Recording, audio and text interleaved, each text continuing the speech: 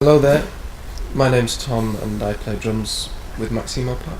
My name's Paul and I am the singer in Maximo Park. It didn't happen in Maximo Park.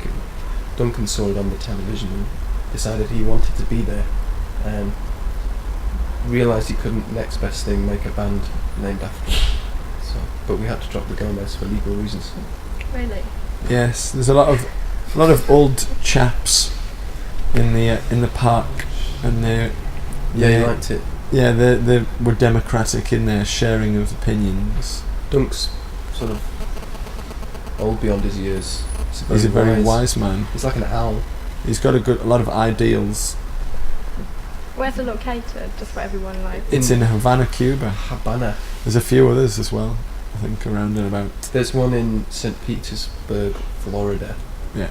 So it's a town named after a Russian town with a Cuban park in it. But we're not communists. And we're You're not. Not at the moment. from Newcastle.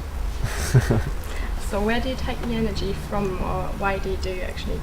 It's the songs really. They inspire me every night. If I'm kind of not as inspired as the night before, I'll just work myself up into a frenzy. It's as simple as that. I think each audience deserves the same amount of energy as the one before, and with that same with that same example in mind, that's what happens every night. Each night I come off exhausted, and I feel like this is our reason to be alive at the moment, is to do this band and to write songs and be creative. And if I don't spend all that energy on stage, then I think, well, what's the point? Why did I come here? And yeah, it feels like part of the deal. I mean, luckily we're writing different kinds of songs as we go along, and the first album is so energetic that you can't keep that up, otherwise people will get bored. It's like one of those old punk bands who just every song sounds exactly the same. We didn't want to do that, so I think people will see a different kind of energy. They'll still see the same intensity on stage, and there'll be a lot of dancing and activity and stuff, but it won't always be so in your face, because it would become a cliche in itself, and that's exactly what we're against. Alright. Is this also part of like putting on a mask, because it sounds a bit like everyone deserves like the same every night, and that's just how we do it. We actually run a money back satisfaction guarantee, and no one has ever claimed their money back after a gig. Never. Do you always meet everyone afterwards? Sometimes you're in the shower and everybody leaves. But I think we're different people on stage to the ones off. It's the same. It comes from the same place, but you're in a totally different situation, and it's we like to entertain people. We like to put on a show as much as we like to connect with people. So you get a bit of both, really. You get a lot of stuff to look at, but you also get this intensity of thought. We actually care about the songs. They're very personal songs, so if we didn't play them with that amount of gusto, then we might be doing the songs an injustice. And the crowd. Okay. Couldn't do that. We still write in a similar way for this record. We share ideas at the end, when we've got a sort of solid structure, but we all anything can happen to make a song up. That's the mentality that we've got. I still write stuff down as much as possible. If I feel like I want to play the guitar, I'll find a guitar and play it. Everybody in the band's the same. It's more difficult to get a drum kit out for Tom, but things are going around in our mind all the time about the songs, especially when we're working on a record. When you've got a record coming up, Tom will be thinking about beats for the certain songs that we're working on, and I suppose at the end of it, the real chemistry and the real thing that people identify as Maximo Park's sound comes when we're in a room together arranging the songs. That'll never change. We've all got to have our finger in the pie, otherwise we'll get bored. I think you see a lot of bands who break up or they fall apart because they get a bit sick of doing the same thing over and over again. But if you've got a big strong part in a song that you had an input into, then you're gonna end up enjoying that song for the rest of your life if you believe in it. Okay. So where do you get your ideas for writing your songs? It could be anything. I mean, there are, musically speaking, I think we're all similar in that we like sort of picking up instruments, or we might, Dunk, for example, might have a melody going around his head and he picks up his guitar and tries to take it somewhere. But as far as the lyrics are concerned, it's, anything that affects you in a way.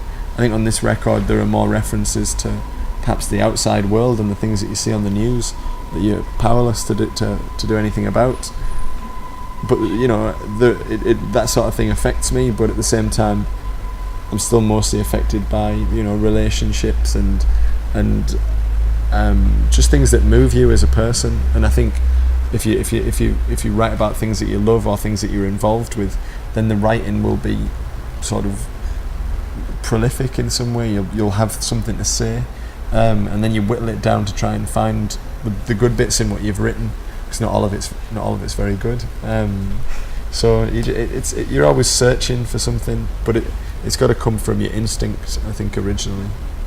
Okay, is there like such thing like your favorite theme reappearing in songs, or favorite song you've written? I guess we write love songs ultimately. They're about a love of life, or a love of the small moments in life, or having something that you love taken away. So far, even a song like Karaoke Plays, which is kind of about somebody being killed in an accident, it's still a celebration of that person's life. It's still about wanting them to be around. And I guess that's the same with something like Apply Some Pressure, which is one of our older songs, where somebody that you want to see, when they come back, from wherever they've gone, you want to still be alive, even though there are a number of things counting against you. There's a lot of hatred that runs through all of us, and self-pity and stuff, and yet it's still a celebration. It's still about loving the experiences that life gives us. No, we never did anything. We meet in therapy sessions back in Newcastle on our off time. So that's rarely, I guess. Exactly, yeah. Exactly. 3 times a year.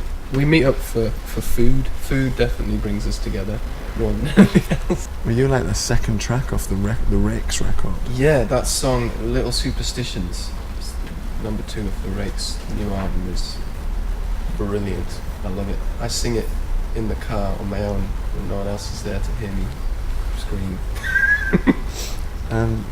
Let's see. What am I listening to? Because I'm listening to a lot of things.